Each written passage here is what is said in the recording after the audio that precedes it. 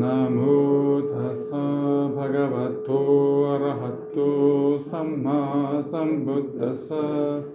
Namo tassa bhagavato arahato samma sambuddhassa.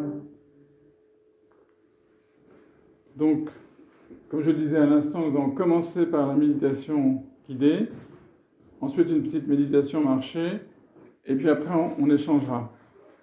Les dernières séances, on avait fait une séance sur les préliminaires, ensuite on a fait une séance sur la première tétrade, car comme vous avez pu le constater, donc vous avez remarqué que les 16 étapes, en fait, elles sont divisées en 4 tétrades. 1, 2, 3, 4, 1, 2, 3, 4, 1, 2, 3, 4, 1, 2, 3, 4. Je le redis parce qu'il y a des gens qui n'étaient pas là la dernière fois, excusez-moi. Chaque tétrade correspond à un fondement de l'attention qu'on trouve dans d'autres suttas, notamment le Satipatthana Sutta ou le Mahasatipatthana Sutta. Nous avons l'attention au corps, l'attention aux sensations, l'attention à l'esprit et l'attention au Dhamma, au phénomène, le terme Dhamma étant difficile à traduire. Donc on va traverser ces 16 étapes à travers ces 4 grandes tétrades. On a fait les préliminaires, ensuite on a fait la première tétrade, la dernière fois on a fait la deuxième tétrade, et aujourd'hui on va essayer d'aborder la troisième tétrade. Pourquoi ? Parce qu'on ne sait pas qu'est-ce qui va nous arriver avec le Covid. On ne sait pas si on va se voir le mois prochain, j'espère que oui. Mais tant qu'à faire, autant essayer d'avancer un peu. Et puis... Mais comme je vous le dis souvent, l'idée c'est quand même de les enchaîner. Alors, comme nous n'avons pas non plus toute l'après-midi, je passerai relativement vite sur les premières étapes. J'invite ceux qui n'étaient pas là éventuellement à écouter, ça a été enregistré. Je passerai, et ensuite j'essaierai de m'attarder un peu sur celle d'aujourd'hui. D'accord ? Donc on va les reprendre toutes, les unes après les autres. Donc je vous propose de trouver une position stable, ça fait partie des préliminaires, une position stable dans laquelle vous puissiez vraiment être confortablement assis, sans être trop tendu, mais sans être trop ramolli non plus. Une position dans laquelle vous allez pouvoir rester pendant, je ne sais pas combien de temps ça va durer, une demi-heure, 3/4 d'heure, mais il faut que vous puissiez, si vous avez des vêtements trop serrés ou si vous êtes dans une position, vous allez voir. Je ne sais pas, madame, si vous avez l'habitude, mais peut-être que dans une demi-heure... D'accord, donc ça va, c'est très bien. Parce que sinon, moi, au bout d'un quart d'heure, déjà, je peux... Donc, la question de la posture, c'est important, vraiment. J'insiste, essayez de trouver... Vous pouvez rajouter des coussins, vous pouvez en enlever. Chacun... Par contre, il y a une chose qui est importante, c'est d'essayer d'avoir le dos droit. Essayer d'avoir le dos droit, c'est quelque chose d'important. Voilà, vous pouvez rajouter un coussin pour mettre vos mains, oui. Il ne faut pas hésiter, le bouddhisme c'est pragmatique. Il faut tester les choses, essayer les choses, qu'est-ce qui vous convient le mieux. Ça c'est la partie corporelle. Donc trouvez une bonne posture dans laquelle vous allez être vraiment bien, le dos bien droit, etc. Deuxième chose, c'est la partie mentale, spirituelle. Il faut aussi nous préparer, avant même de commencer, il faut nous préparer. D'abord en ayant une bonne disposition d'esprit, une disposition d'esprit généreuse et altruiste. On peut souhaiter que tous les êtres soient heureux et en paix. On peut souhaiter que notre pratique bénéficie aux autres autant qu'à nous-mêmes. C'est important d'avoir une attitude altruiste. On ne médite pas uniquement pour nous-mêmes. On médite pour tous les êtres humains, et toutes les créatures et tous les êtres vivants. Donc ça, c'est important d'avoir cette attitude. La troisième chose, ça va vous plaire, la troisième chose, c'est qu'on va prendre des vacances. Déjà avant les vacances. Ça veut dire quoi, vacances ? Vous savez que le mot vacances, ça vient de vacuum en latin, le vide. Donc la méditation, c'est quelque chose de sympathique, c'est pas quelque chose de violent, tel qu'on l'entend. On va se mettre en vacances. En vacances de quoi ? De tous nos soucis. Pendant le temps de la méditation, tous nos soucis, on va les mettre en dehors de cette pièce. Les préoccupations, les inquiétudes, qu'est-ce qui va arriver pour demain, ça n'existe pas encore. Ce qui est arrivé hier, dans le passé, ça n'existe plus. On va mettre entre parenthèses tout ça. Et comme je dis souvent, ne vous inquiétez pas, vous retrouverez vos problèmes après. Mais pour l'instant, le temps de cette méditation, on va mettre simplement en suspens, entre parenthèses, tout ce qui nous inquiète, tout ce qui nous préoccupe, tout ce qui nous tracasse, ou les regrets, ou les remords, ce qu'on aurait dû faire. Tout ça, ça a sa place dans notre vie, mais là, dans la méditation, on va les écarter provisoirement parce qu'on a besoin d'une certaine attitude pour pouvoir faire ce parcours. D'accord? Et la dernière chose, et maintenant on va vraiment rentrer dans la première tétrade d'Anapanasati, la dernière chose, c'est d'essayer de prendre conscience du point de contact entre la respiration et votre corps. C'est-à-dire,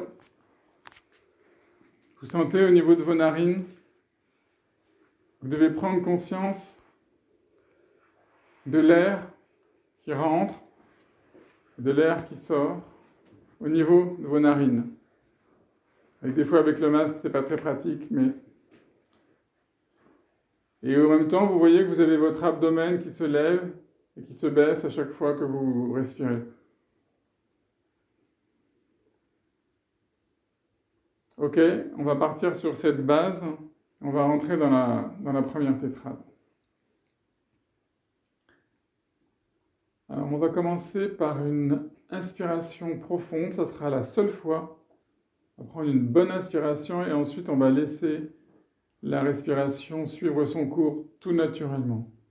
On prend une bonne respiration.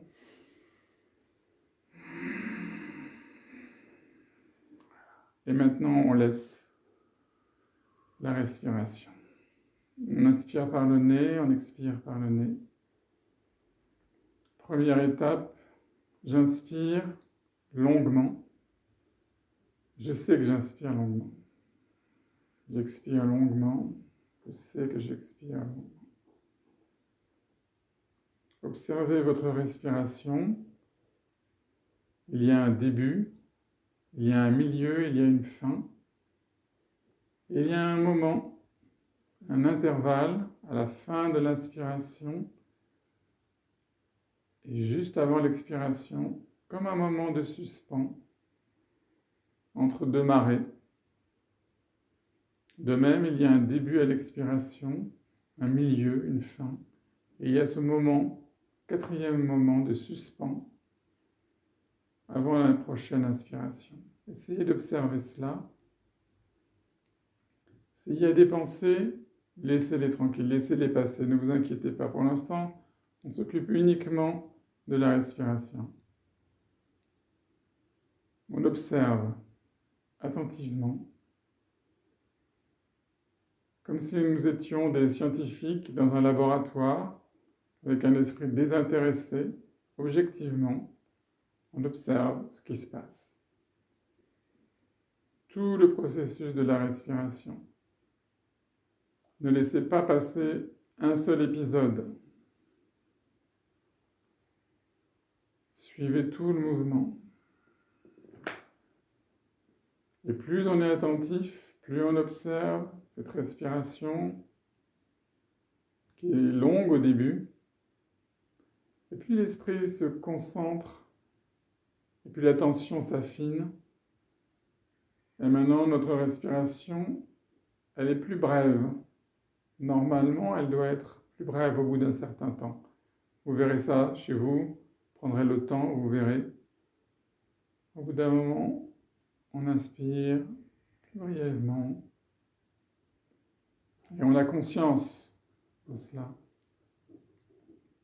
Ça, c'est la deuxième étape. J'inspire brièvement, et je sais que j'inspire brièvement. J'expire brièvement, je sais que j'inspire. Le but, c'est d'être parfaitement conscient. Pleine conscience, sati. Anapana, sati, c'est la pleine conscience de la respiration. C'est la seule chose qui nous intéresse pour l'instant.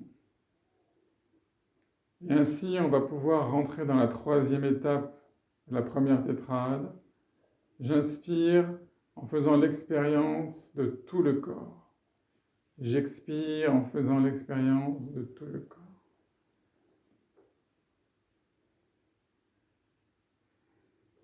Excusez-moi, je vais un peu vite, mais c'est pour qu'on puisse aller jusqu'à l'esprit tout à l'heure.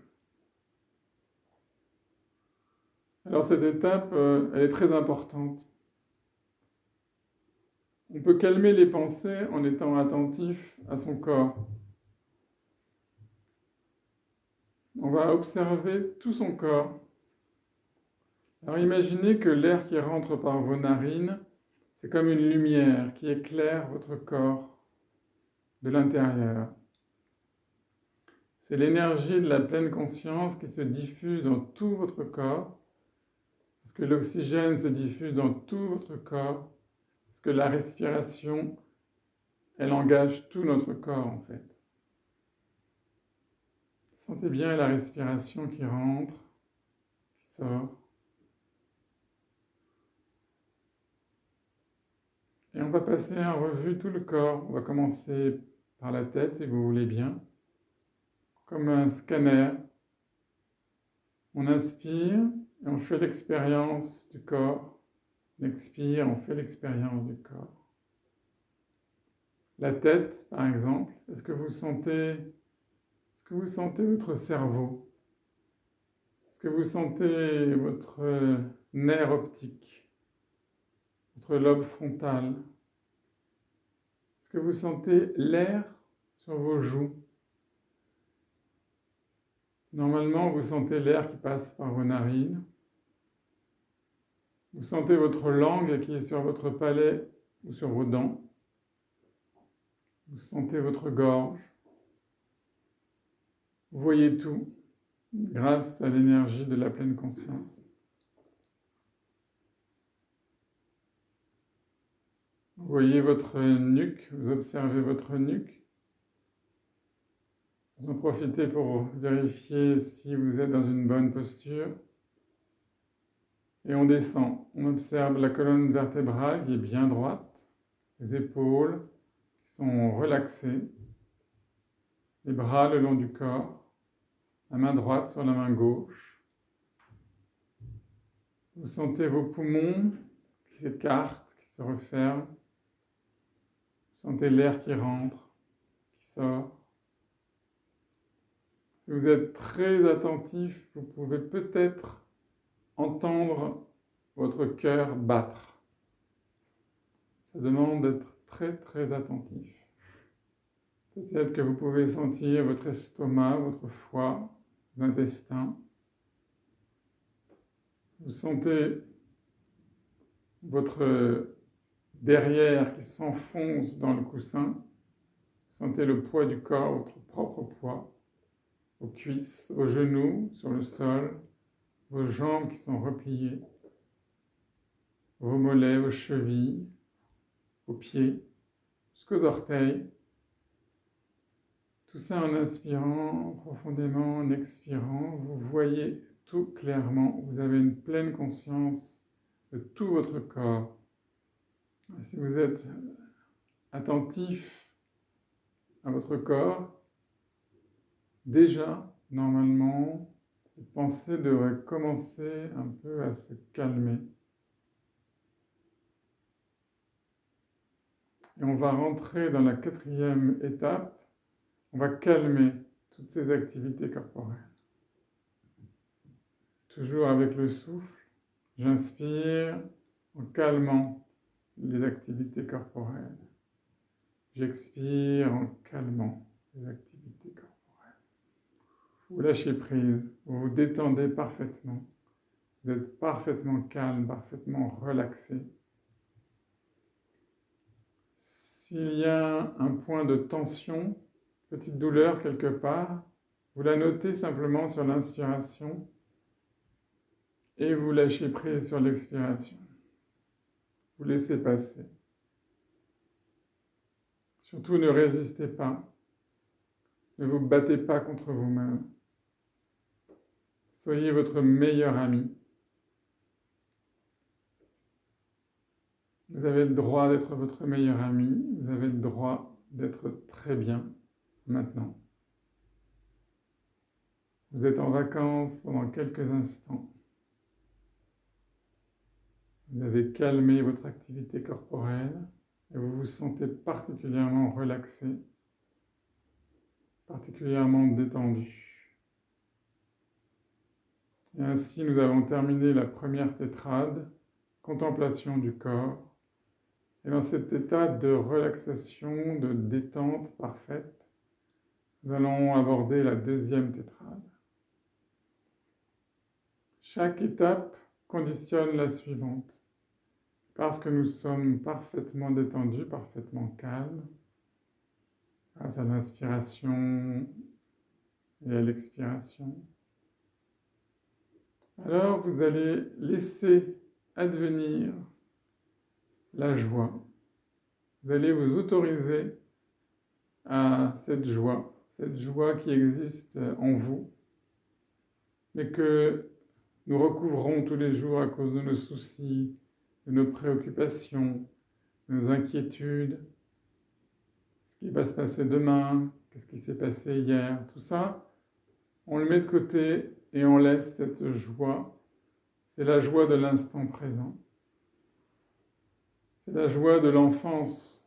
Quand vous étiez petit enfant, vous étiez dans la joie. Simplement, le fait d'exister, c'est merveilleux. Alors si vous avez du mal à trouver cette joie, vous pouvez aussi penser au Bouddha. Vous pouvez vous imaginer le Bouddha, son sourire serein, son sourire merveilleux, cette joie profonde. Vous pouvez être plein de gratitude, de connaître le Dhamma. Vous pouvez éprouver de la joie d'être ici réunis, d'être accueillis au centre bouddhique par Bhante, d'être tous ensemble à pratiquer, c'est merveilleux. Et ça aussi, c'est un sujet de réjouissance. Mais la plus grande joie, c'est la joie d'être dans l'instant présent. Alors goûtez à cette joie merveilleuse, apprenez à goûter à la joie qu'il y a simplement à inspirer, simplement à expirer. Vous pouvez imaginer cette joie comme un torrent de montagne. Et maintenant, ce torrent de montagne, imaginez qu'il va se perdre dans un lac, un beau lac de montagne, un lac tranquille, extrêmement paisible. Et c'est la deuxième étape, cette tétrade, c'est le bonheur tranquille. Sukha patisamvedi, asasisamiti Sukha patisamvedi, pasasisamiti. J'inspire en ressentant ce bonheur tranquille. Plus nous avançons, plus notre esprit se concentre, plus l'attention s'affine. Et notre esprit, il est comme ce grand lac de montagne. Il est dans cette paix profonde, dans ce bonheur tranquille. Alors observez ce grand lac de montagne. Il est calme, il est paisible. Et dedans, vous voyez les reflets des nuages qui passent dans le ciel bleu. Vous voyez les reflets des montagnes enneigées. Vous voyez parfaitement tous ces reflets. Alors nous aussi, on va observer dans notre esprit toute cette activité mentale, et c'est la troisième étape de cette tétrade. J'inspire en faisant l'expérience de l'activité mentale. J'expire en faisant l'expérience de l'activité mentale. On va observer ce qui se passe, exactement comme avec le corps tout à l'heure. Qu'est-ce qui se passe? Il y a d'abord des sensations. Il y a des sensations corporelles et des sensations spirituelles. Il y a des sensations agréables, désagréables, ni agréables ni désagréables, qu'on appelle neutres. Alors observez un petit peu tout cela. Par exemple, ce bien-être corporel dans lequel nous étions tout à l'heure, c'est une sensation corporelle agréable. Et cette paix tranquille, c'est une sensation spirituelle agréable. Mais il peut y avoir encore des sensations corporelles désagréables, petite tension dans le dos, dans la jambe, quelque part. On les observe, on ne se bagarre pas, on est amis avec tout ça. Il peut y avoir des sensations spirituelles désagréables. Vous êtes frustré, vous êtes déçu, vous êtes en colère, vous êtes pressé, quelque chose qui ne va pas. Vous l'observez en inspirant, en expirant.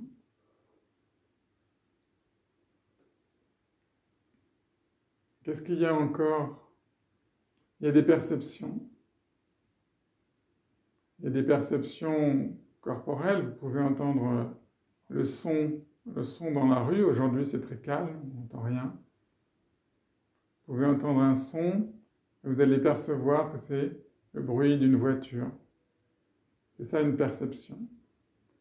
Dans la perception, il y a une part de mémoire. Vous reconnaissez quelque chose comme étant quelque chose. Dans la perception, il y a un jugement. Et c'est ce que nous faisons toute la journée. Donc il doit y avoir pas mal de perceptions. Et chez certains d'entre nous, ce sont les perceptions qui sont le plus présentes, qui prolifèrent et qui nous empêchent de méditer. Il y a beaucoup de perceptions. Les perceptions, c'est des pensées, des souvenirs, c'est des idées, grouilles, c'est des images. Tout ça, les perceptions. Alors vous les observez comme un savant qui regarde au microscope des bactéries. Sans vous impliquer, vous observez, sans résister, sans vous bagarrer. Vous observez toute cette activité mentale. Qu'est-ce qu'il y a encore? Il y a des intentions. Quelque chose qui vous presse. Une intention de faire quelque chose, de dire quelque chose. Peut-être vous avez envie de vous lever, peut-être qu'il y a des intentions plus anciennes, ce que vous allez faire tout à l'heure, ce soir, dans une semaine, le mois prochain, des projets, des choses qui vous pressent, des forces qui sont en vous, des volitions, des intentions. Alors on les observe aussi. Et maintenant qu'on a fait l'expérience de toutes ces activités mentales, vous ferez ça chez vous, prenant plus de temps. On va les calmer exactement comme on a fait pour le corps tout à l'heure. Pasambayam chittasankarang assasitamiti sikkati. Pasambayam chittasankarang passasisamiti sikkati. On calme tout ça. On est en vacances. On ne résiste pas, on ne se bagarre pas, on laisse tout ça passer. Vous avez l'inspiration pour noter tout ça, et vous avez l'expiration pour laisser passer tout ça.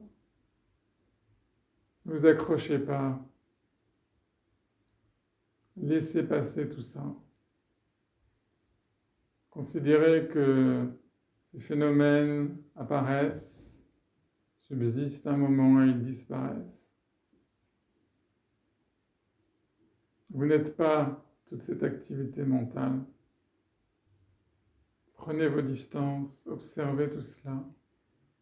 Ne vous laissez pas entraîner. Vous pouvez calmer tout ça maintenant.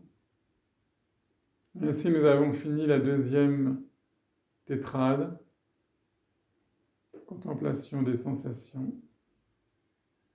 Nous allons rentrer dans la troisième aujourd'hui, contemplation de l'esprit.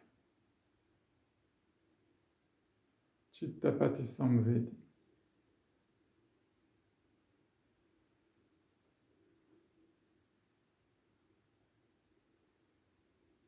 Normalement, vous êtes plus concentré, vous avez une attention qui est encore plus raffinée. Normalement, si tout s'est bien passé, vous avez détendu parfaitement votre corps dans la première tétrade, vous avez calmé parfaitement vos activités mentales dans la deuxième tétrade. Maintenant, vous êtes prêt pour observer l'esprit lui-même. C'est plus subtil. Ça demande beaucoup d'attention.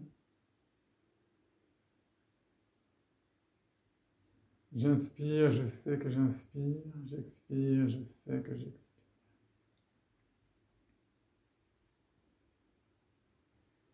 Tout à l'heure, on regardait les reflets à la surface du grand lac, reflets des nuages qui passent dans le ciel bleu. Et maintenant, on va regarder le lac lui-même, on va regarder l'eau du lac, la qualité de l'eau du lac. Est-ce qu'on peut regarder des petits poissons, des coquillages sous l'eau? Est-ce que notre esprit est clair, limpide? Ou est-ce qu'au contraire, il y a des vagues, de la vase, des choses qui nous empêchent de voir clairement notre esprit?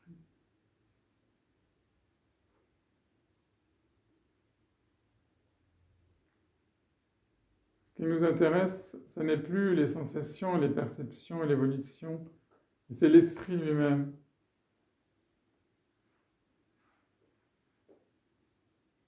La qualité de notre esprit. Notre esprit, il a plusieurs fonctions. C'est un cœur, il éprouve des émotions. C'est aussi un cerveau qui réfléchit. C'est aussi une conscience qui perçoit. Alors pour observer notre esprit, observons la qualité de notre esprit. Est-ce que notre esprit est agité par un désir quelconque? Ou est-ce qu'il est sans désir?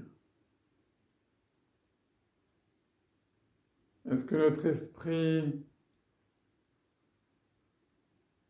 est avec de la colère ou du ressentiment ou de l'insatisfaction? Ou est-ce qu'il est sans colère?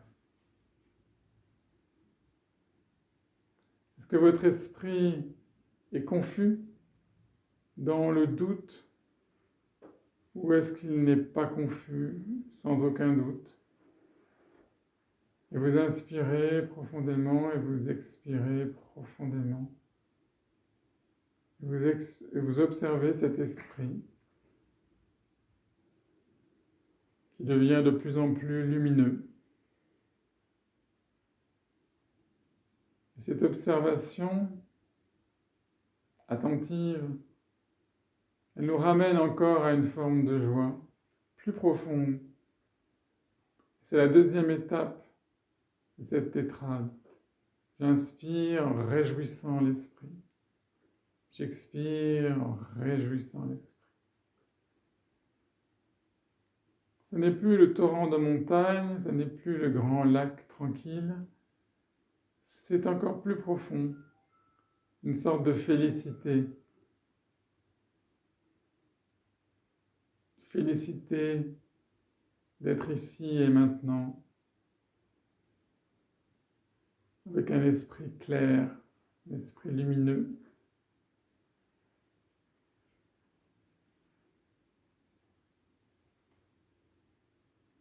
Vous avez le droit d'éprouver cette félicité.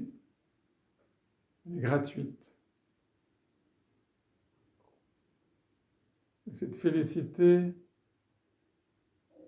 elle a pour effet de calmer encore plus votre esprit.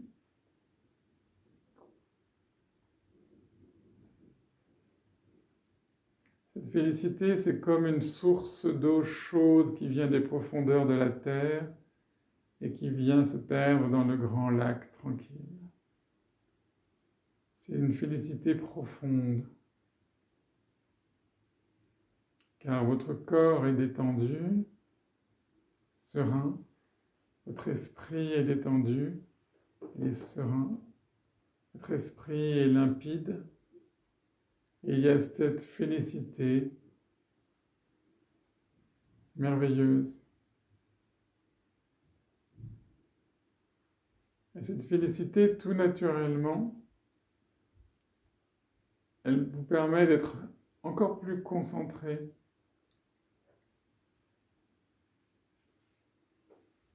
Et c'est la troisième étape, cette tétrade. J'inspire en concentrant l'esprit. J'expire en concentrant l'esprit. L'esprit est de plus en plus concentré, unifié. Maintenant que notre esprit est bien concentré, nous allons libérer notre esprit. C'est la dernière étape, cette tétrade.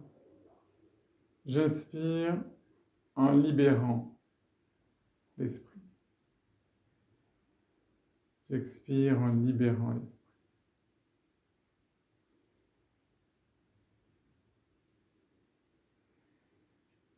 De quoi on libère l'esprit?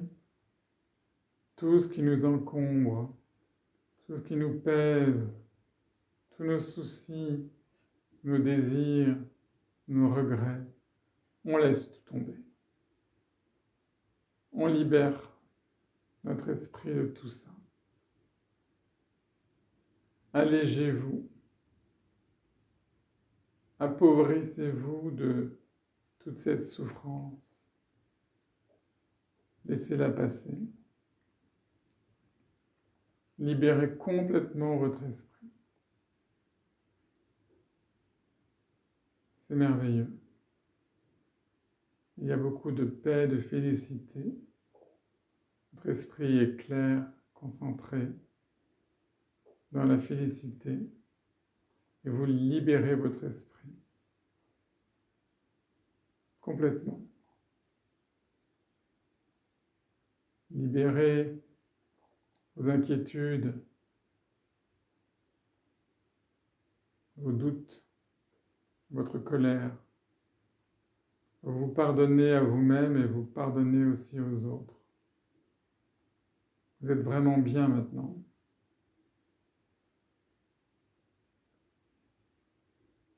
Mais il reste encore une chose dont nous devons nous libérer, plus difficile. Nous devons nous libérer de nous-mêmes.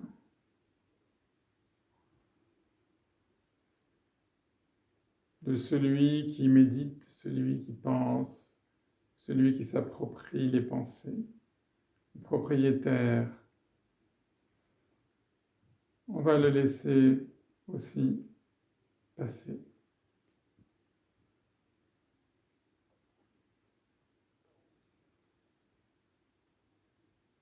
Il n'y a plus de propriétaire, il n'y a plus d'identification. Il n'y a plus que le souffle qui rentre par vos narines et qui sort par vos narines. Il y a de la respiration, mais il n'y a personne qui respire. Il y a un espace immense, immense, infini, une clarté extraordinaire.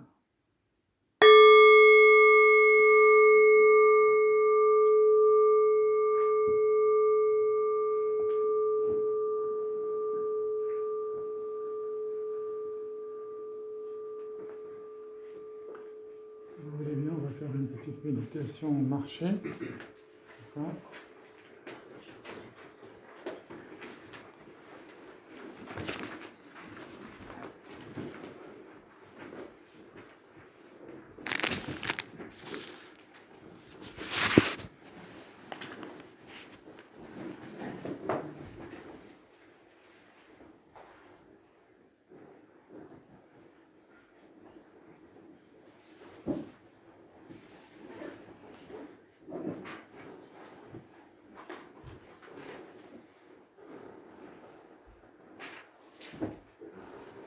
On va se mettre comme ça. On va tourner comme ça. Ni trop vite, ni trop lentement. Vous pouvez suivre mon rythme si vous voulez. On va faire un grand cercle. Voilà. Voilà. Oui, si vous voulez.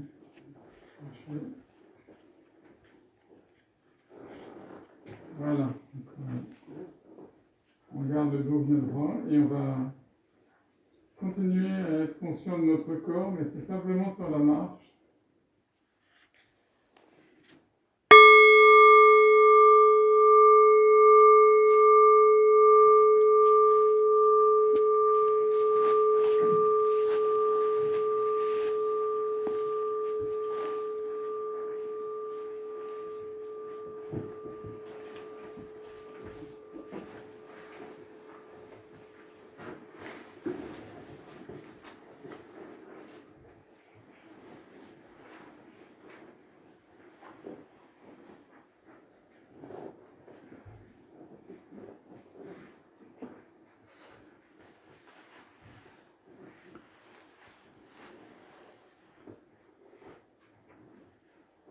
C'est difficile de reprendre la parole parce qu'on est en silence et on aimerait bien conserver cette qualité de silence.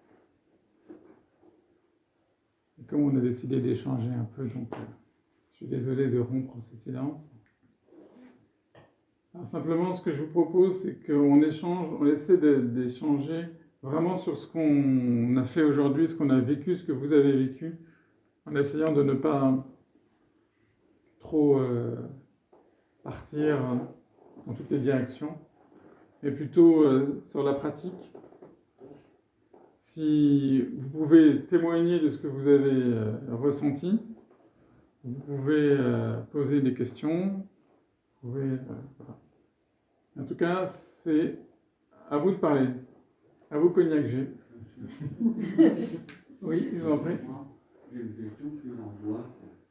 Vous savez, la dernière fois, je vous ai parlé de pensée parasite. Oui. De mes troubles de comportement. Je voulais savoir si dans le dos antérieur, en tant que bouddhiste, je voulais savoir si j'étais quelqu'un de dangereux dans le vie antérieur pour avoir des troubles de comportement et des pensées parasites. Alors d'une part, moi, je ne peux pas vous répondre. Oui. Et d'autre part, c'est pas forcément à cause des vies antérieures qu'on a des problèmes dans cette vie. Déjà dans cette vie, il y a de quoi faire. Comment ? Donc je dis déjà dans cette vie, rien que dans cette vie, il y a des tas d'occasions pour, depuis notre enfant jusqu'à aujourd'hui. C'est compliqué, donc là c'est une question presque un peu spéculative. À laquelle moi, pour répondre, il faudrait que je connaisse vos vies antérieures, donc c'est pas mon cas. Et deuxièmement, il faut pas vous dire, il faut pas vous porter ça comme un fardeau et vous dire ce qui m'arrive, c'est à cause de mes vies antérieures, c'est à cause de... Il faut pas s'enfermer dans une conception comme ça, un peu, je dirais, doloriste du karma. Le karma, vous pouvez le changer. Ce qui est important, c'est pas tellement de savoir ce qui s'est passé, mais ce qui est important, c'est de savoir comment, maintenant, aujourd'hui, qu'est-ce que vous pouvez faire pour vous libérer au maximum de ces problèmes, même si la solution n'apparaîtra pas forcément tout de suite, mais elle apparaîtra forcément parce que vous êtes comme un jardinier qui cultive des fruits, et un jour, quand la saison viendra, les fruits, de toute façon, apparaîtront. Donc moi, mon sentiment personnel, c'est ne vous occupez pas de ce que vous avez été, occupez plutôt de ce que vous êtes maintenant et essayez maintenant par la pratique de voir comment vous pouvez améliorer les choses. Parce que de toute façon, le fait de le savoir comme ça théoriquement, ça vous aidera pas forcément à vous en libérer. Ce qui compte, c'est qu'est-ce qu'on fait maintenant en fait. D'accord. Alors par exemple, maintenant...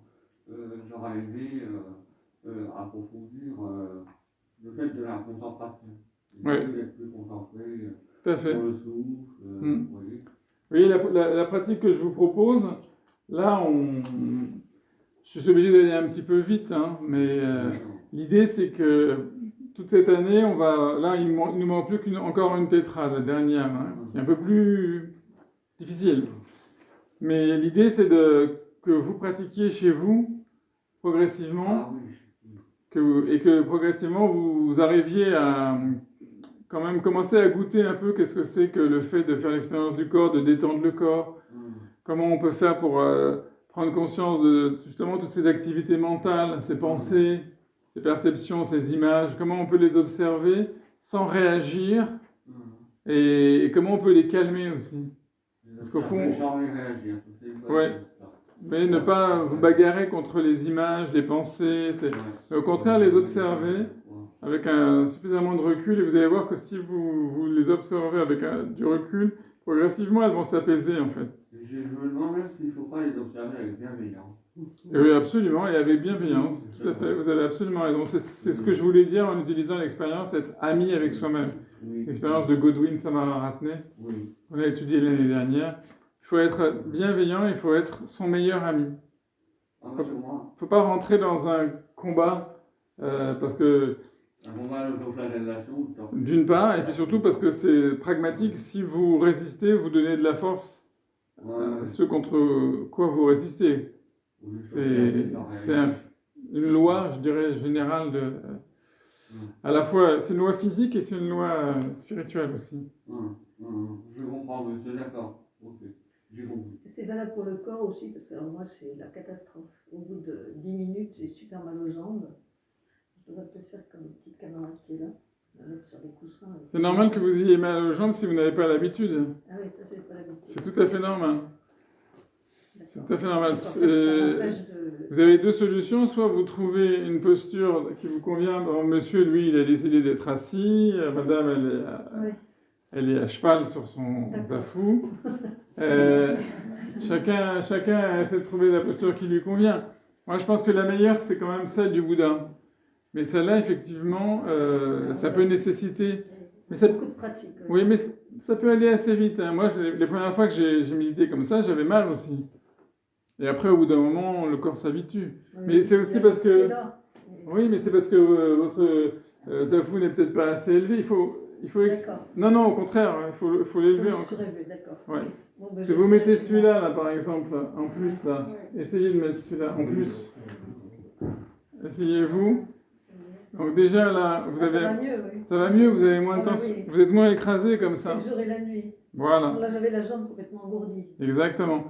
Donc, il y a des... Il faut être pragmatique, il faut essayer des choses. Vous êtes trop haut, trop bas, la jambe, c'est pas celle-là, c'est l'autre, c'est comme ça, c'est comme ça. Et soyez pragmatique, parce que sinon, et on y arrive après. Et après, plus tard, quand vous serez habitué, vous pourrez enlever un coussin, et puis après, là, les moines, souvent, ils méditent même par terre. Ils arrivent quand même à avoir le dos droit, c'est parce qu'ils ont pris l'habitude de la posture. Oui, bien sûr.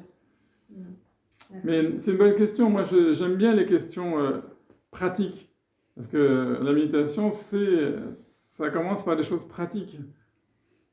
Donc, n'hésitez pas. Hein. Messieurs, dames, je vous écoute. Oui, moi j'ai deux questions. La première est aussi pratique. Est-ce que c'est pas trop grave de changer de posture pendant la méditation? Parce que moi aussi, comme madame, j'ai toujours des problèmes avec cette jambe gauche. Et du coup, j'ai changé de posture 2 fois pendant la méditation. C'est grave. Non, je rigole. Et après, j'aurais une autre question. Alors, je réponds à cette question. C'est ce que vous diront tous les maîtres, vous diront même les maîtres zen et dans le Theravada. L'idée, c'est que on ne change pas de posture trop vite. Je vous explique pourquoi. Parce que si vous changez de posture à chaque fois qu'il y a un problème, en fait, vous n'arriverez jamais à vous concentrer, parce que vous serez toujours en train de changer. Ça, c'est le premier point. Le deuxième point, c'est qu'il faut quand même rester un peu dans la posture, justement pour voir où sont les problèmes, pour essayer de bien les localiser. Parce que si vous changez trop vite, vous n'avez pas bien compris. Donc, quand vous avez une douleur, commencez par la prendre, si elle est vraiment forte, hein, je parle, qu'elle vous ennuie vraiment, prenez-la comme objet de méditation à ce moment-là. Parce que de toute façon, vous ne pouvez pas continuer, puisque cette douleur, elle vous obsède tellement que vous ne pouvez pas suivre même le parcours. De toute façon, ça en fait partie. Hein. C'est faisons l'expérience de tout le corps. Donc vous faites l'expérience de tout le corps, ça veut dire que vous faites aussi l'expérience des choses douloureuses. Hein. Donc, essayez de bien l'observer. Où est-ce que ça fait mal? Pourquoi ça fait mal? Quelle est la posture? Ça vous permettra, par exemple, de trouver des solutions pratiques plus tard, la prochaine fois, en remettant un coussin, et tout, etc. Donc, moi, ce que disent tous les maîtres, c'est ne vous précipitez pas pour changer de posture, mais ne gardez pas une posture au point d'arriver à une souffrance telle que, de toute façon, votre méditation vous êtes tellement obsédé par la souffrance que donc là, ça devient du masochisme. Donc, c'est toujours pareil avec le Bouddha, il faut trouver la voie du milieu entre ce que Godwin il appelle se dorloter. Se dorloter, ça voudrait dire ah j'ai mal, je change, hein, et puis de l'autre côté se flageller. Vous savez, c'est une des grandes découvertes du Bouddha, hein, parce que ça fait partie de ses premières découvertes. Il a été un ascète, il a jeûné, il a pratiqué des mortifications jusqu'au point où il s'est aperçu que finalement ça servait à rien. Bon. Mais il a compris qu'il y avait deux extrêmes. C'est dès le grand sutta sur la mise en œuvre de la roue du Dhamma, c'est dès le début des enseignements du Bouddha, il dit tout de suite, il y a deux extrêmes. Une extrême qui consiste à se laisser aller complètement à toutes les sensations, à tous les plaisirs sans discernement, et il y a une autre extrême qui consiste à se faire du mal, quoi. Donc, pour répondre à votre question, essayez d'abord, prenez votre souffrance comme objet de méditation, le temps de l'observer, de la comprendre, un peu comme toujours, avec cet esprit un peu scientifique, vous voyez, ou comme un médecin, pour la comprendre. Et puis après, ok, vous changez de posture, personne ne va vous frapper avec un bâton. Ça ne sera pas retiré sur votre salaire non plus.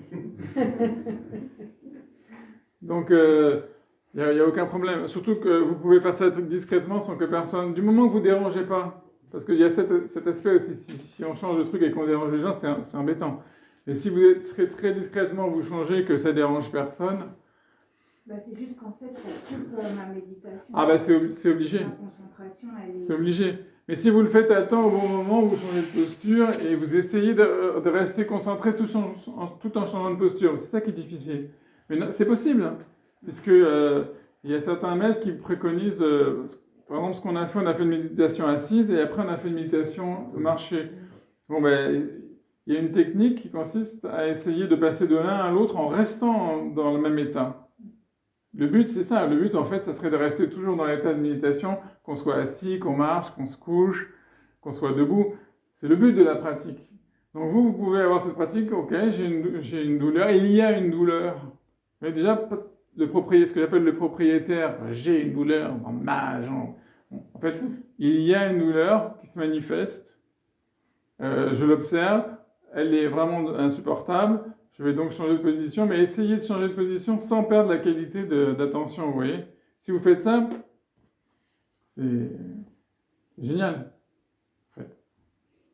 Et c'est tout à fait possible, hein, puisqu'on peut arriver à méditer en marchant. Quand vous marchez, vous marchez, vous bougez. Donc, le corps peut être en mouvement tout en étant en état de méditation.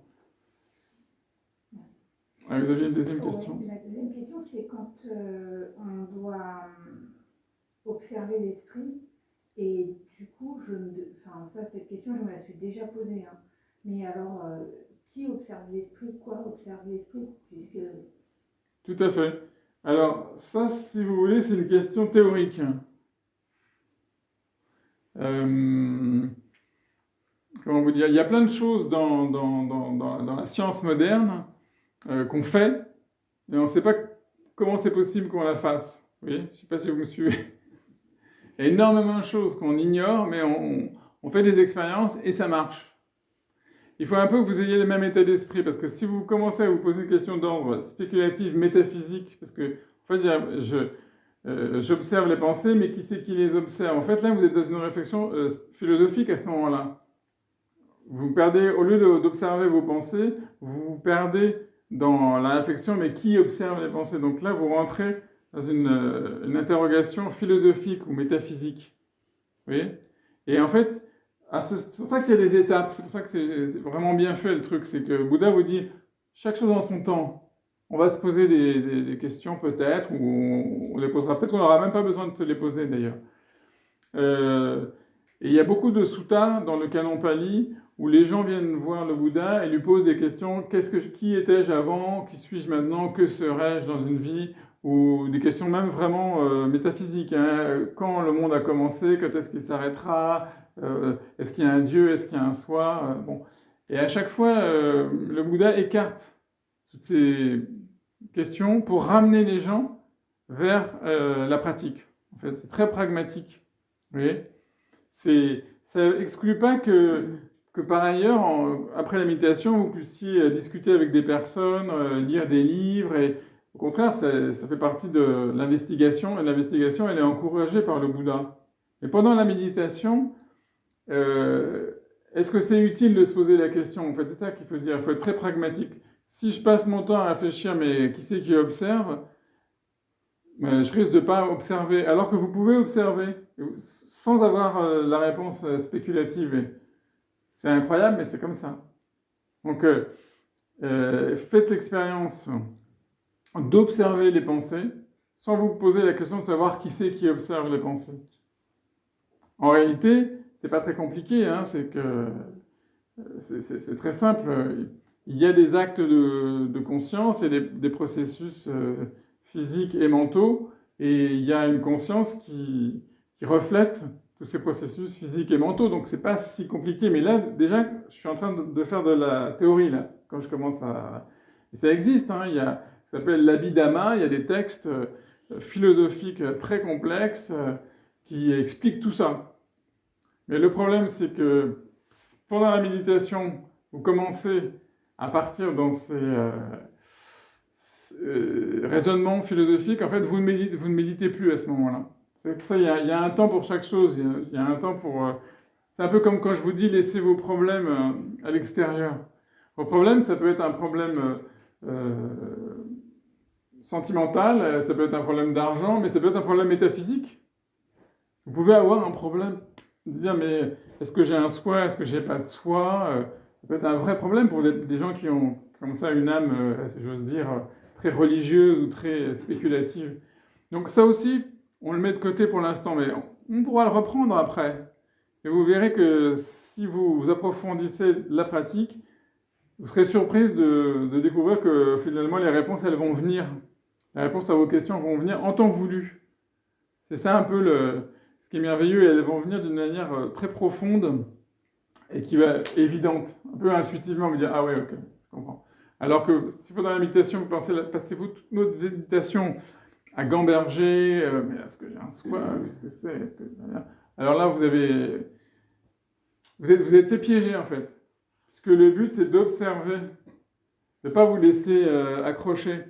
Et c'est ça le piège un peu de Mara, qui est pas le diable, parce qu'il n'y a pas de diable dans le bouddhisme, mais enfin, c'est ce tentateur qui a tenté le Bouddha, vous savez, avant son éveil, au moment de son éveil, la nuit de son éveil, il y a Mara qui est venu pour le tenter de différentes manières, en essayant toutes les possibilités pour le détourner de sa concentration, de sa méditation. Nous, on a tous aussi notre petit Mara qui vient, et chacun... Et Mara, il est très fort, il va chercher le truc qui risque le plus de nous... Alors ça peut être n'importe quoi, si vous êtes quelqu'un qui est très enclin aux passions sensuelles, il va vous proposer des choses sensuelles.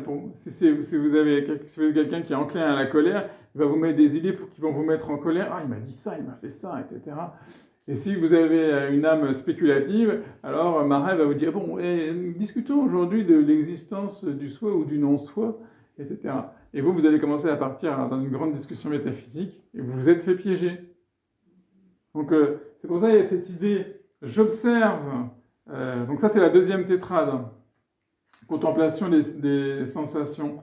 Vous observez l'activité mentale. Dans l'activité mentale, il y a des sensations, il y a des perceptions. Ça fait partie des perceptions. Hein. Parce que perception, dans le sens bouddhiste, c'est sanya, le mot c'est sanya. Perception, c'est pas seulement dans le sens courant, tiens, je perçois cet objet. Vous avez des perceptions mentales. Hein. Donc quand vous commencez à réfléchir sur la question de savoir est-ce que j'ai un soi ou pas, vous avez des perceptions mentales. Donc soit vous vous laissez piéger à rentrer dans le jeu des perceptions, et à ce moment-là, vous ne les observez plus. Vous voyez? Soit vous les regardez et vous dites, tiens, il y a des perceptions, très bien. il y a aussi des intentions. Donc, c'est un moment clé, hein, ce moment de la deuxième tétrade. Que si vous arrivez à trouver cette distance, vous allez pouvoir tranquilliser l'activité mentale. C'est l'étape d'après. Et là, déjà, en fait, quand on est arrivé là, vous avez calmé votre activité mentale. Ça veut dire que c'est ce qui va nous permettre de rentrer dans la tétrade qu'on a abordée aujourd'hui. Parce que quand vous aurez fait ça, on va pouvoir passer à l'étape de la contemplation de l'esprit. Vous voyez? Est-ce que j'ai répondu de manière satisfaisante ou... Non mais dis-toi, hein, parce que... Bah si, je comprends ce que vous m'avez dit, mais ça répond pas à ma question. Non, ça répond pas à votre question. Mais j'ai compris ce que vous m'avez dit. On peut... Pas le moment, en fait. Pendant Ouais. la méditation, c'est pas le moment de se poser cette question-là. Voilà. Maintenant, on peut discuter, si vous voulez, tous les deux, d'un point de vue théorique, de savoir, parce que on dit toujours anatta, la théorie de non-soi. Mais en fait, attention, je précise qu'il faut bien savoir que pour le Bouddha, il n'y a pas de soi permanent, substantiel et éternel, mais on a quand même un soi. Sauf que ce soi, c'est un courant de conscience. C'est un courant de conscience évanescent qui est fait d'actes de conscience qui vont très très vite. Et c'est un peu comme un phénomène cinématographique. Vous savez, vous avez toutes les petites... Enfin, maintenant, le cinéma, ça marche plus comme ça, je crois, mais... Vous avez toutes les petites images qui défilent à toute vitesse, et puisque vous voyez le film. Bon, eh ben, la conscience, c'est pareil, c'est des milliards de choses qui vont défiler à toute vitesse et qui vous donnent l'impression de la substantialité, de la cohérence. Mais là, vous voyez, là, je fais de la philosophie. Hein. Donc le Bouddha ne dit pas qu'il n'y a pas de soi au sens. Il dit qu'il n'y a pas de soi substantiel, permanent. Et il n'y a pas d'âme, en fait. Quelque chose qui traverse. En fait, il y a un courant de conscience. Un courant de conscience qui est chargé de toutes vos perceptions, de votre mémoire aussi. Hein. Donc vous pouvez réussir à observer, grâce à l'agrégat Vijnana, la conscience, vous pouvez observer les sensations, les perceptions et les volitions. Donc la conscience, elle, comme un miroir, elle peut observer tous ces phénomènes. C'est son travail en fait, c'est comme un miroir. Elle observe les phénomènes physiques, mais elle observe aussi les phénomènes mentaux. Et le fait que la conscience observe tous ces processus mentaux, ça ne veut pas dire que pour autant, elle soit substantielle, permanente et éternelle. La conscience elle-même, là on fait vraiment de la grande philosophie, on fait de l'abhidhamma. La conscience elle-même, elle est évanescente en fait. Et ça c'est plutôt la dernière tétrade qui nous conduit à ces... La dernière tétrade, elle est un peu plus philosophique. Mais le but, c'est d'y arriver intuitivement, c'est pas d'y arriver en gambergeant. Le but, c'est qu'on arrive à cette compréhension, waouh, dans l'expérience, vous voyez, intuitive de la méditation. Donc, il n'y a pas de contradiction avec le fait qu'il n'y ait pas de soi substantiel et le fait qu'on puisse observer les phénomènes mentaux. C'est pas une contradiction. L'être humain est constitué de telle manière qu'il peut... on a une conscience, on a conscience de tous ces phénomènes, mais cette conscience, c'est pas un sujet, c'est pas un soi.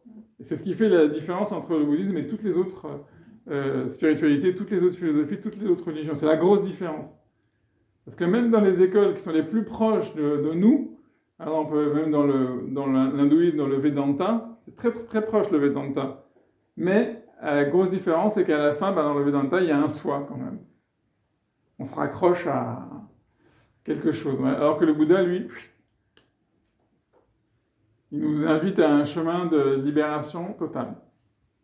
Ça peut faire peur, hein. Mais c'est plutôt rassurant. Mais en fait, voilà, pour d'autres personnes, c'est rassurant. Donc ça dépend comment on voit les choses, en fait. On est beaucoup plus grand, on est beaucoup plus vaste, on est beaucoup plus merveilleux que ce qu'on croit, que notre petit ego dans son petit coin.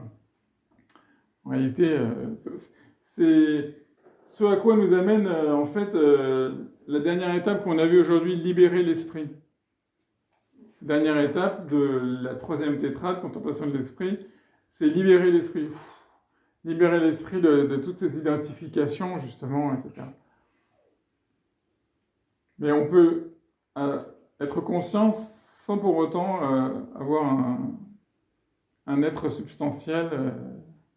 C'est des processus, en fait. Parvenir à l'intuition de ça, c'est le but du bouddhisme, en fait. La vision pénétrante, vipassana, c'est avoir une vision, compréhension, mais pas une compréhension simplement intellectuelle, pardon. Effectivement, une compréhension intuitive, la compréhension de tous ces processus, comment ils fonctionnent et comment ils peuvent fonctionner. Ça se travaille, puis un jour ça naît. Vous cultivez votre jardin, puis un jour, paf, le fruit il est mûr et vous pouvez pas faire sortir les tomates quand elles sont pas encore sorties, quoi. Donc ce que vous pouvez simplement, c'est cultiver le jardin, arroser, faire en sorte qu'il y ait un bon ensoleillement, que la terre... Donc en fait, préparer les conditions. Et ce qu'on fait dans la méditation, c'est qu'on fait du jardinage, en fait. On prépare les conditions pour que ça advienne. Vous voyez? Est-ce que j'ai un peu mieux répondu? Oui. Bon, ça va. Excusez-moi, j'ai une dernière question. Oui. Qui est plus pratique de ce côté-là, qui est vraiment pratique. Je voulais savoir, pour pouvoir méditer chez soi, parce que moi j'habite en Varsovie, est-ce qu'il vaut mieux acheter un coussin comme ça ou acheter un tapis vous savez, les tapis qui se déroulent de sportifs là. Le tapis, c'est plutôt pour le confort des genoux, vous voyez. Oui. D'ailleurs, souvent les moines, ils ont un zafou et en plus, ils ont un petit tapis dans certaines... Il faut que j'achète. Ça, c'est par exemple, c'est très confortable si vous avez un petit tapis de mousse et qu'en plus, vous avez un bon zafou. En plus, vous évitez de vous faire mal aux genoux. Donc ça, c'est à vous d'essayer. Bon, quand vous venez ici, déjà, vous pouvez essayer en prenant un ou un deuxième. Et c'est quelque chose de personnel parce que c'est votre corps et c'est vous qui devez... Moi, je peux vous donner des conseils. Je peux simplement vous dire que parfois, on n'est pas assez haut ou parfois, on est trop haut. C'est vraiment à vous d'expérimenter ça. Le tapis de méditation, ça s'achète où, monsieur? Partout. Non, pas partout, pas dans les francs-prix. Non, mais on peut en trouver dans différentes boutiques, sur Internet. Ou la boutique Zen. Oui, ben la boutique Zen. Par exemple, voilà. par exemple. Ouais. Vous pouvez aussi utiliser des bons vieux coussins chez vous en mettant plusieurs. Vous pouvez bricoler des trucs. Hein. D'accord, monsieur, d'accord. Voilà. Il n'y a pas de reste, d'accord. Ouais. Il n'y a pas de... Ce qui compte, c'est d'avoir une bonne posture. D'accord. Messieurs, dames, est-ce que le chien veut dire quelque chose? Il a été très sage, hein.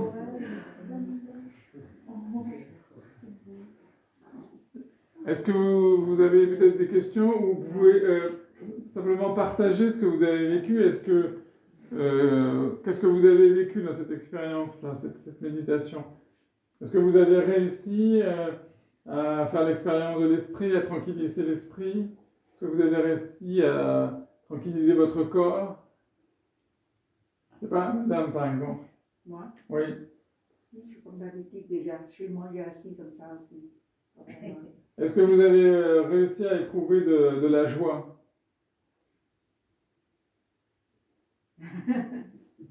Ça dépend des jours aussi. Ça dépend des jours.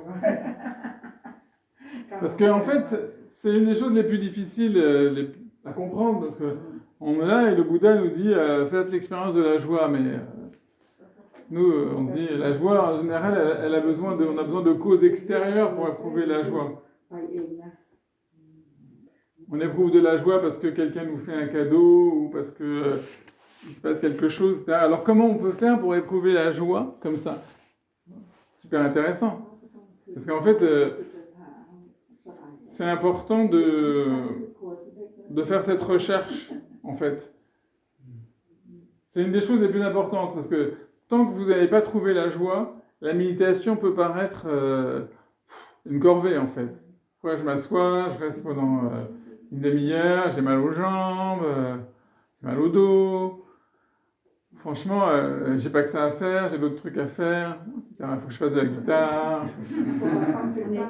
Bon, mais à partir du moment où vous avez commencé même un tout petit peu, hein, et commencer à goûter cette joie. Et c'est comme un tout petit... Au début, c'est comme du goutte à goutte, hein, tac, tac, tac. Et si vous cultivez, ça commence à couler un peu plus. Et là, dans vos inspirations, vous sentez cette joie. Cette joie, elle est là, elle est au fond de vous, en fait. Et plus vous allez développer ça, et plus après la méditation, c'est la chose qui va devenir la plus importante pour vous dans votre vie. Vous dire, waouh, quand est-ce que je médite? Il faut que je médite parce que ça va être... Vous allez trouver en vous-même une source de bonheur, de joie, qui ferait que vous serez moins dépendant du monde extérieur pour vous apporter de la joie, de la satisfaction. Sans se relier à quelque chose de joyeux qu'on a connu précédemment, par exemple. En sophrologie, on vous demande toujours de vous détendre et de penser à un petit ruisseau tout vert avec un fan. Moi, j'ai rien contre, je suis très pragmatique. Je vous ai proposé, par exemple, l'idéal, c'est de laisser surgir la joie de l'instant présent. Parce que si vous avez réussi à mettre de côté le passé et le futur, c'est déjà pas mal. Parce que le passé n'existe plus, je vous rappelle, hein. Donc il n'existe pas. Et le futur n'existe pas encore, donc il n'existe pas. Donc en fait, si vous arrivez à rejoindre l'instant présent, là-dedans il y a un apaisement du mental et il y a une joie qui vient naturellement, en fait, du seul fait d'être ici maintenant dans l'instant présent. Donc, sans création d'image. Non, sans création d'image. D'accord, ok. On peut utiliser les images de temps en temps, ça peut être utile comme un... Et par exemple, là, ce que je vous propose, quelqu'un qui n'arrive pas à trouver cette joie-là, on peut s'aider, quelqu'un qui est un fervent bouddhiste et qui a beaucoup de dévotion pour le Bouddha, mais à ce moment-là, regardez son sourire. Regardez son sourire. Et à ce moment-là, vous avez cette image du Bouddha, ça peut être quelque chose qui peut être qui peut démarrer le moteur, vous voyez, lancer le moteur, mais après, le but, c'est de rejoindre effectivement cette joie, parce que la joie du Bouddha, elle est en vous, puisque le Bouddha vous dit que vous-même, vous pouvez devenir Bouddha. Donc, la joie du Bouddha, il n'est pas propriétaire de sa joie, parce qu'il n'y a pas de propriétaire. Donc, si vous arrivez à comprendre, ça peut vous aider. Par exemple, je donne d'autres choses, par exemple, les gens qui se disent comment éprouver la joie, mais c'est vachement bien d'être réunis tous ensemble aussi. C'est extraordinaire d'être encore vivant, de ne pas avoir le Covid dans un état extrêmement grave, d'être en bonne santé, d'être recueilli, d'être ici avec Bhante Chandaratana, d'écouter le Dhamma, d'avoir eu la chance d'avoir cette existence humaine. Ça dépend. Si vous êtes bouddhiste, vous pouvez vous dire que c'est une sacrée chance d'être dans un corps. Ça ne va pas durer longtemps en plus, hein. Par rapport à l'histoire des galaxies. Par rapport à l'histoire des galaxies, le moment entre votre naissance et votre mort, c'est comme une bulle. Et même ça, c'est très très long, si vous considérez la dimension de l'univers. Donc votre vie, c'est comme ça. Donc profitez de cet instant, vous avez eu la chance d'être là, vous avez un corps humain, vous avez entendu parler du Dhamma, vous pouvez pratiquer, et ça va passer très très vite. Et c'est génial. Alors, comme j'avais mal aux jambes et j'ai ouvert les yeux, je vous ai regardé, vous avez le sourire du Bouddha. C'est gentil. Non, mais à la fin, vous étiez donc dans la félicité. Écoutez, je vous félicite. Non, mais je vous demande si vous étiez... On peut diriger une méditation et être complètement dedans. Ah ben, c'est le but du jeu. Sinon, ça serait pas... Si je m'ennuyais, je le ferais pas. Hein. Monsieur, vous vouliez poser une question? Oui, c'est-à-dire que je trouve la joie après la méditation. C'est pas de début au milieu. Mais ce qui m'embête, c'est-à-dire que je m'endors. Des fois, je m'endors en méditant. Alors ça, c'est autre chose. Ou est-ce que mon esprit n'est pas encore adapté à... Non, mais par contre, ce que dit monsieur, c'est juste, et il a raison, parce qu'en fait, il a créé les conditions, et il y a un petit retard. Et la joie, elle arrive après. C'est tout à fait naturel, c'est tout à fait normal. Et c'est déjà très positif. Et moi, je me souviens très bien d'avoir passé des méditations vraiment plutôt dures, quoi. Où j'avais l'impression que rien ne se passait, que j'avais mal au dos, j'avais beaucoup de pensées dans la tête, mais j'ai continué quand même.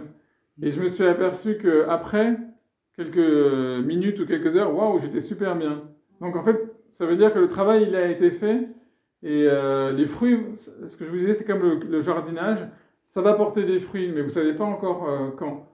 Et donc, c'est pour ça qu'il faut persévérer, même si on ne voit pas toujours les agriculteurs, ils ne voient pas encore vraiment qu'est-ce que ça va donner. Mais nous, on est comme les agriculteurs, donc on le fait, et ça va donner du fruit. Et des fois, ça peut parfois être assez long, des fois c'est juste 5 minutes après, des fois c'est 1 heure ou plus tard. Le deuxième aspect de votre question, c'est le sommeil, la somnolence. C'est fatigue qui. Alors voilà, donc c'est un des 5 obstacles. J'en ai parlé l'année dernière. Vous savez, il y a 5 obstacles. C'est bien de les connaître, de ces 5 obstacles, dont on essaie de se débarrasser dans la méditation. C'est un de ces 5 obstacles. Ça s'appelle en pali tinamida. Ça veut dire léthargie et somnolence. En gros, alors. Cet obstacle, il y a 2 causes. Une qui peut être purement physiologique. Par exemple, si vous travaillez trop, que vous dormez très peu ou très mal pour des tas de raisons, vous allez arriver à la méditation et vous êtes vanné. Et donc, contre ça, la meilleure chose à faire, c'est de dormir. Et il faut se reposer.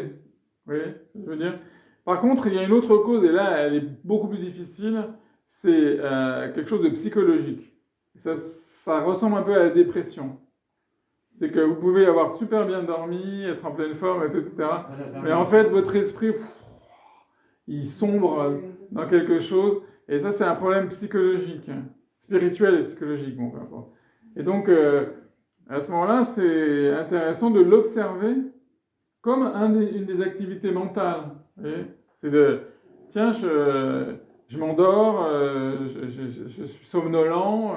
Si vous pouvez réussir à avoir un peu de recul pour réussir à observer sans plonger. Vous connaissez l'histoire de... je dis un trou de mémoire. Narcisse, vous connaissez l'histoire, c'est dans la mythologie grecque. C'est un beau jeune homme, il se regardait, parce qu'il était tellement beau, il se regardait dans le lac et il est tombé et il s'est noyé. C'est un peu la même chose, c'est-à-dire qu'en fait, vous regardez, vous observez, mais vous devez garder suffisamment de distance pour ne pas vous identifier, parce qu'il y a un moment donné où vous plongez et vous vous perdez en fait dans votre propre image et après, plus personne. Voilà. Donc, vérifiez déjà, si vous n'êtes pas trop fatigué, s'il n'y a pas des raisons objectives dans votre vie, soit parce que vous dormez mal, soit vous ne dormez pas assez, ou pour des tas de raisons qui peuvent être extrêmement variées et multiples. Les mauvais esprits, les marins. Ouais. Qui viennent m'embêter, quoi. Oui, il a beau jeu, c'est vrai, mais vérifiez quand même, déjà, il y a des choses. Vous savez, le bouddhisme, c'est très scientifique, le bouddhisme, c'est très concret. Parce qu'il y a des gens qui disent moi je suis tenté par Mara, etc. Mais en fait, s'ils ne dorment pas, etc., forcément ils vont être dans des conditions où... Et après, si en étant bien reposé et en pratiquant, en étant attentif aux exercices, parce que ça c'est un deuxième truc. Si vous êtes simplement assis pendant que je parle et que vous écoutez ma voix, blablabla, Alain Durel qui parle, vous allez dormir tout de suite.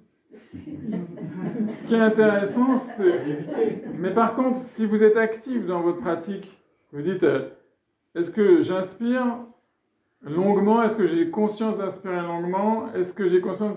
À ce moment-là, vous prenez de l'intérêt, il faut que ce soit intéressant, c'est un peu comme un jeu. Godwin Samaratney, il enseignait la méditation aux enfants, et comme un jeu. Il disait, observez, essayez de regarder votre respiration, un peu comme si on jouait à cache-cache. Donc il faut que vous trouviez un intérêt dans la méditation. Si vous n'avez pas d'intérêt, vous allez vous endormir, parce que ça... Rester une demi-heure comme ça, quel intérêt? Et par contre, si vous vous intéressez vraiment à ce que je dis, si vous vous dites, est-ce que je vais essayer de vérifier si ma respiration elle est longue ou si elle est courte?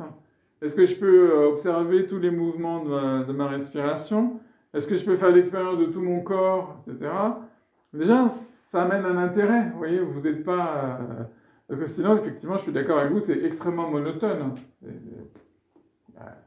Mais il faut cultiver le deuxième facteur d'éveil, parce qu'il y a les 5 obstacles, mais il y a les 7 facteurs d'éveil, des choses, je vous laisse vous documenter, mais on en parlera, mais les 7 facteurs d'éveil, le deuxième facteur d'éveil, c'est l'investigation des phénomènes. Le premier, c'est sati, l'attention, et le deuxième, c'est Dhammavicaya, c'est l'investigation des phénomènes. C'est un facteur d'éveil. C'est-à-dire c'est quelque chose qui nous aide à nous éveiller. Donc il faut cultiver les facteurs d'éveil. Il faut cultiver cette investigation. La méditation, c'est pas simplement s'asseoir et, comme on dit parfois, faire le vide. Vous voyez, on voit la maîtrise, non? Il n'y a pas de maîtrise. Oui, il y a, comment dirais-je, le mot, j'aime pas le mot maîtrise, mais je dirais une habileté. Ou alors il y a un maître qui s'appelle Thanissaro Bhikkhu, il compare la méditation à la cuisine. Il dit vous avez des ingrédients, vous avez des herbes de Provence, du curry, du cumin, vous faites la cuisine, et un peu de sel, un peu de poivre. Vous n'êtes pas dans le vide comme ça, vous êtes à l'écoute de vous-même et vous savez que là, attention, il y a de la somnolence, vous devez être au courant, vous êtes vigilant avant que ça vous arrive. Vous voyez ? Bon, et après, là, on n'a pas le temps, mais on peut aussi rajouter une petite dose de méta, un peu de bienveillance, on peut rajouter une dose, au contraire, de méditation sur la mort pour vous réveiller. Il y a d'autres ingrédients. Mais rien qu'avec ça, là, si vous suivez la recette, c'est la recette de cuisine, du gâteau, faire le gâteau, vous n'allez pas vous ennuyer, normalement. Au contraire. Au contraire. C'est comme vous êtes dans une voiture, si c'est vous qui conduisez, vous n'allez pas normalement vous endormir, j'espère pour vous. Parce que vous devez regarder les panneaux, vous devez changer de vitesse, vous devez regarder les voitures. Ça. Mais si vous êtes à côté du conducteur, bon, vous allez vous endormir au bout d'un moment. Vous voyez ? Donc, quand vous pratiquez la méditation, vous devez être dans la position du conducteur. Vous conduisez votre méditation. Donc, vous devez être attentif à savoir où vous allez, qu'est-ce que vous faites, dans quelle direction vous allez. Méditation, c'est pas... parce qu'à ce moment-là, il suffirait de prendre des somnifères, puis ça serait réglé, quoi. Est-ce que j'ai répondu ou... Oui, c'est bien. Mais éviter de conduire en méditant. Et vous pouvez conduire en méditant. J'aimerais être comme un pilote de Formule 1. Exactement. Voilà, la passion aussi. Mais vous avez raison, hein, mais les pilotes de Formule 1, c'est des gens qui sont hyper attentifs, ils ont développé Sati. Hein.